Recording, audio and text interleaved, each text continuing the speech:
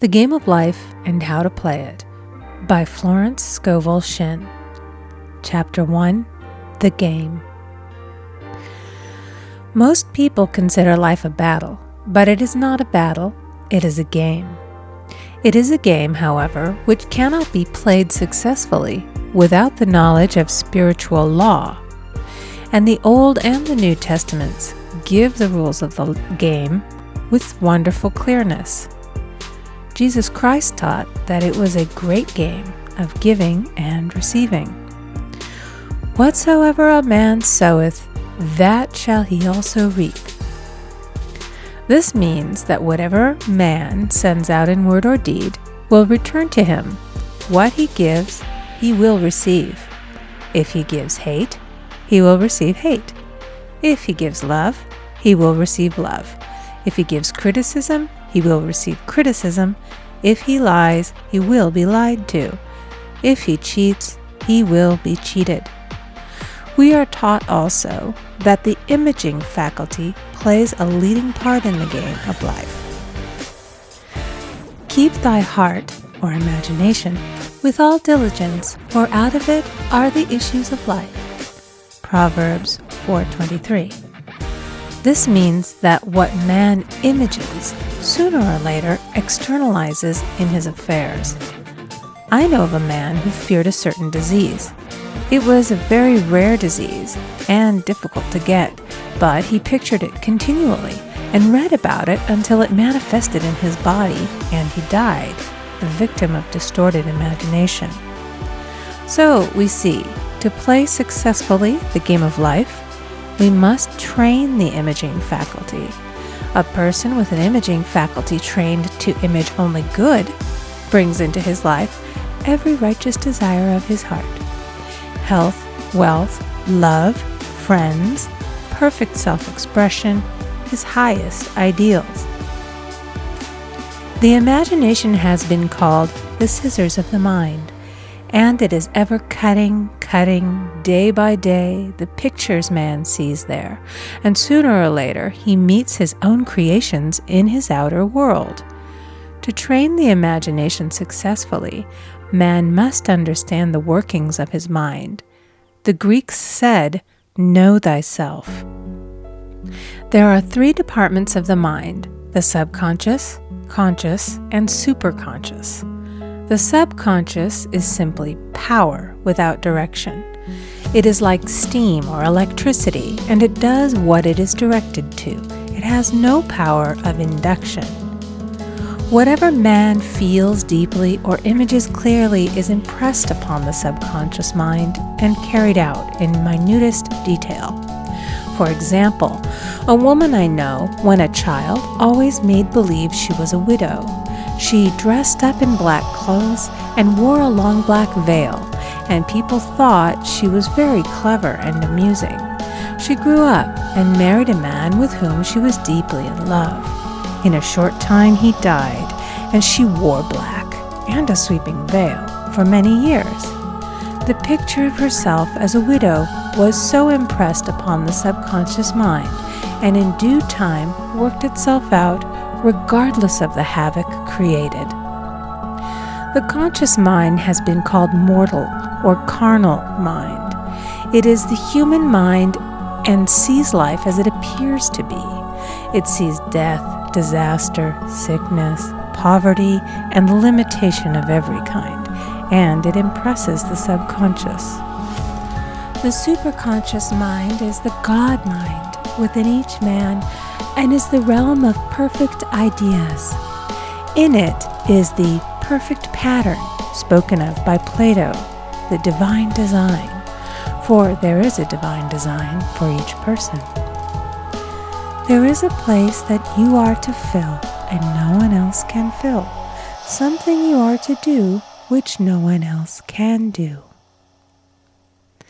There is a perfect picture of this in the superconscious mind. It usually flashes across the conscious as an unattainable ideal, something too good to be true. In reality, it is man's true destiny or destination flashed to him from the infinite intelligence which is within himself. Many people, however, are in ignorance of their true destinies and are striving for things and situations which do not belong to them and would only bring failure and dissatisfaction if attained. For example, a woman came to me and asked me to speak the word that she would marry a certain man with whom she was very much in love. She called him A.B. I replied that this would be a violation of spiritual law, but that I would speak the word for the right man, the divine selection, the man who belonged to her by divine right. I added, if A.B. is the right man, you can't lose him, and if he isn't, you will receive his equivalent. She saw A.B. frequently, but no headway was made in their friendship.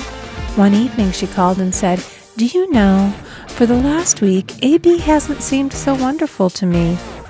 I replied, "Maybe he is not the divine selection. Another man may be the right one." Soon after that, she met another man who fell in love with her at once and who said she was his ideal. In fact, he said all the things that she had always wished A.B. would say to her. She remarked, it was quite uncanny.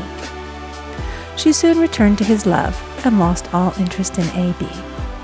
This shows the law of substitution. A right idea was substituted for a wrong one. Therefore, there was no loss or sacrifice involved. Jesus Christ said, "Seek ye first the kingdom of God and his righteousness, and all these things shall be added unto you." And he said the kingdom was within man.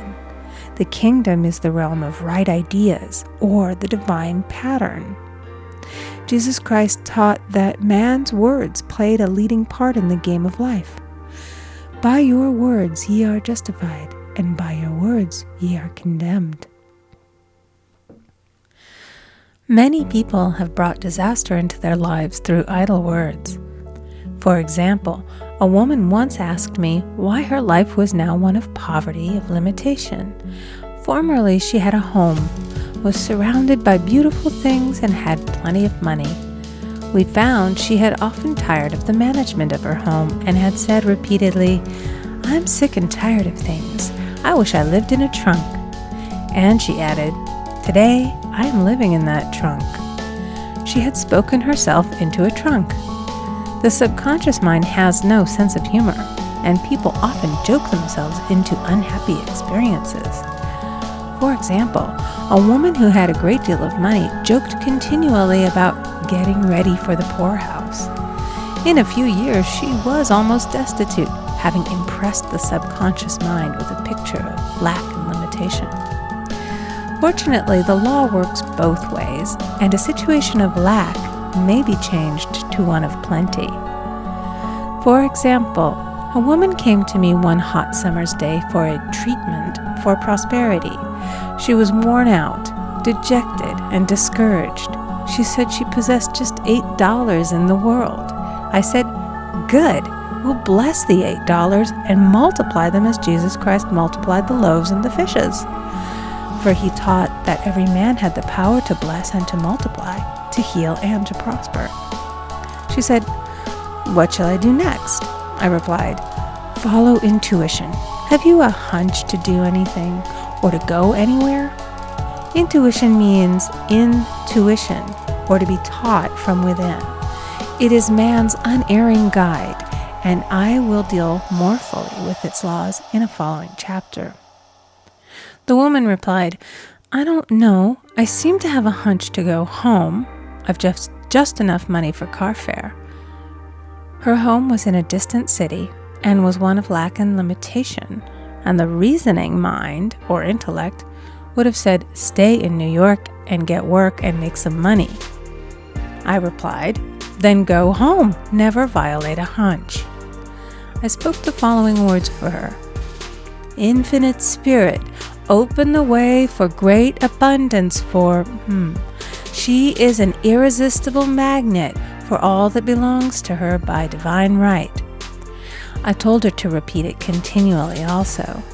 She left for home immediately, and calling on a woman one day, she linked up with an old friend of her family. Through this friend, she received thousands of dollars in a most miraculous way. She has said to me often, "Tell people about the woman who came to you with $8 and a hunch."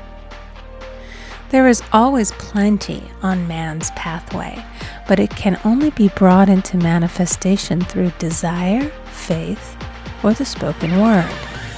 Jesus Christ brought out clearly that man must make the first move. Ask, and it shall be given to you. Seek, and ye shall find. Knock, and it shall be opened unto you. Matthew 7:7. In the scriptures we read, "Concerning the works of my hands, command ye me."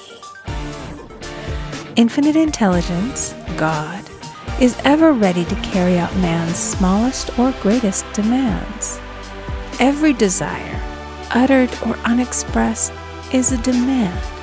We are often startled by having a wish suddenly fulfilled. For example, one Easter, having seen many beautiful rose trees in the florist's windows, I wished I would receive one, and for an instant saw it mentally being carried in the door. Easter came, and with it a beautiful rose tree. I thanked my friend the following day and told her it was just what I had wanted. She replied, "I didn't send you a rose tree. I sent you lilies." The man had mixed the order and sent me a rose tree simply because I had started the law in action and I had to have a rose tree. Nothing stands between man and his highest ideals and every desire of his heart but doubt and fear. When man can wish without worrying, every desire will be instantly fulfilled. I will explain more fully in a following chapter the scientific reason for this and how fear must be erased from the consciousness. It is man's only enemy. Fear of lack, fear of failure, fear of sickness, fear of loss, and a feeling of insecurity on some plane. Jesus Christ said, "Why are ye fearful, O ye of little faith?" Matthew 8:26. So we can see we must substitute faith for fear is only inverted faith. It is faith in evil instead of good. The object of the game of life is to see clearly one's good and to obliterate all mental pictures of evil. This must be done by impressing the subconscious mind with a realization of good.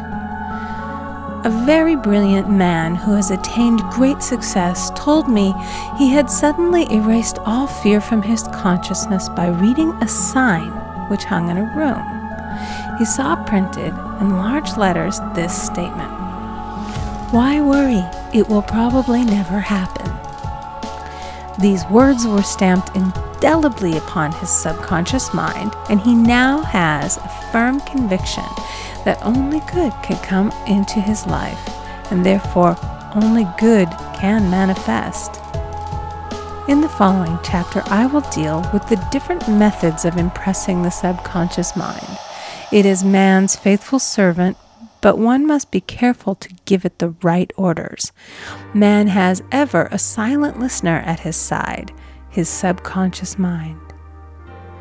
Every thought, every word is impressed upon it and carried out in amazing detail. It is like a singer making a record on the sensitive disc of the phonographic plate. Every note and tone of the singer's voice is registered. If he coughs or hesitates, it is registered also. So let us break all the old bad records in the subconscious mind, the records of our lives which we do not wish to keep, and make new and beautiful ones. Speak these words aloud with power and conviction. I now smash and demolish by my spoken word every untrue record in my subconscious mind. They shall return to the dust heap of their native nothingness, for they came from my own vain imaginings. I now make my perfect records through the Christ within, the records of health, wealth, love, and perfect self-expression. This is the square of life, the game completed. In the following chapters, I will show how man can change his conditions by changing his words. Any man who does not know the power of the word is behind the times. Death and life are in the power of the tongue. Proverbs 18:21. End of chapter 1. Recording by Amy Conger.